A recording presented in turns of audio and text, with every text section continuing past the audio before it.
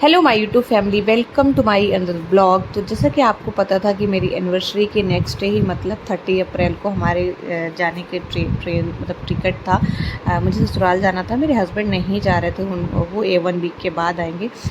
तो मैंने घर के सारे काम किए, अपना टिफ़िन डिनर के लिए अपने टिफ़िन लिया और फिर उसके बाद हम लोग निकल गए। तो स्टेशन में पहुँचे। स्टेशन में पहुँचने के बाद हमारी ट्रेन आई। ट्रेन आने के बाद मेरे हस्बैंड ने हम लोग को बिठा दिया और वो घर चले गए और हम लोग निकल गए। तो फिर ये नेक्स्ट डे मॉर्निंग का है, क्योंकि हमारे यहाँ से 22 आवर्स लगते हैं। तो रात में मैंने कुछ भी शूट वगैरह नहीं किया, हम लोग सो गए थे। फिर उसके बाद हम सुबह उठे तो ब्रश वगैरह किया मैंने, मेरे बेटे ने, और फिर इसके बाद ही हमारे साथ जो सब सामने हमारी वो जिनकी टिकट थी वो भाभी थी, बहुत ही अच्छी थी, बहुत ही अच्छा सफ़र गया। फिर हमने नाश्ता वगैरह किया। नाश्ता करने के बाद फिर हम जबलपुर तक ही हमारी ट्रेन थी, तो हमने जबलपुर स्टेशन में पहुँचे और मैंने थोड़ा सा शूट किया। हमने सारा सामान बाहर निकाल लिया और फिर मेरी मौसी वहाँ पे मिल गई थी हमें, क्योंकि उनको भी आगे तक जाना था। तो वहाँ पे हमें मिली, हम लोगों ने वहाँ पे खाना वगैरह खाया। खाना खाने के बाद फिर हम लोग ने दूसरी ट्रेन पकड़ी, क्योंकि हमें वहाँ से और दूसरी ट्रेन मिले नहीं थी। तो वहाँ से 3-4 घंटे लगे। वहाँ से आने पर भी हमको बच गया था, घर आने भी शाम को 7 बज गए थे, क्योंकि फिर वहाँ से आने के बाद हमने मौसी अपने ससुराल चली गई और मैं अपने घर आ गई। तो यहाँ पे जब मैं आई ना, तो नाश्ता वगैरह किया, नहाया धोया और इसके बाद मैं सो गई, क्योंकि कुछ भी वीडियो शूट नहीं हुई। ये नेक्स्ट डे मॉर्निंग का है।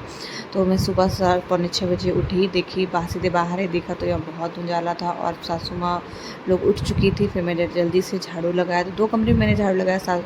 तो मेरी दीदी आई, मतलब ननद जी मेरी आई, उन्होंने बोला तुम एक काम करो, झाड़ू मैं लगा देती हूँ, तुम पोछा लगा लो। तो मैंने फटाफट से पोछा लगाया, क्योंकि अब इस टाइम पे दीदी और भांजी आई, उनकी बेटी भी आई हुई है। तो सारे काम जो होता है ना, हम लोग एक एक करके मिल बांट लेते हैं। जो हमें अकेले करने होते हैं वो हम लोग 4 लोगों में मिल बांट के कर लेते हैं, तो बहुत ही जल्दी हो जाता है। मैंने लगाया झाड़ू, उसके बाद मैंने आंगन धोया और आंगन धोने के बाद मैं चली गई नहाने। इतने में मेरी दीदी, ननद जी भी और मेरी भांजी भी नहा करके आ गए थे, क्योंकि अलग अलग बाथरूम में सब अलग अलग में जाके नहा लिए। मैं भी नहा कर आ गई, बजे थे 7:30। मैं रेडी हो गई शायद नहा धोकर। फिर इसके बाद मैं सीधे किचन पर आई। किचन में आकर जब मैंने देखा तो पानी वगैरह भर लिया, भांजी ने भर लिया था और वो नीचे की मंदिर की पूजा कर रही थी और दीदी छत के में शंकर जी की मंदिर की पूजा करने जा चुकी थी। तो मैंने सोचा कि अब मैं फटाफट से नाश्ता बना लेती हूँ।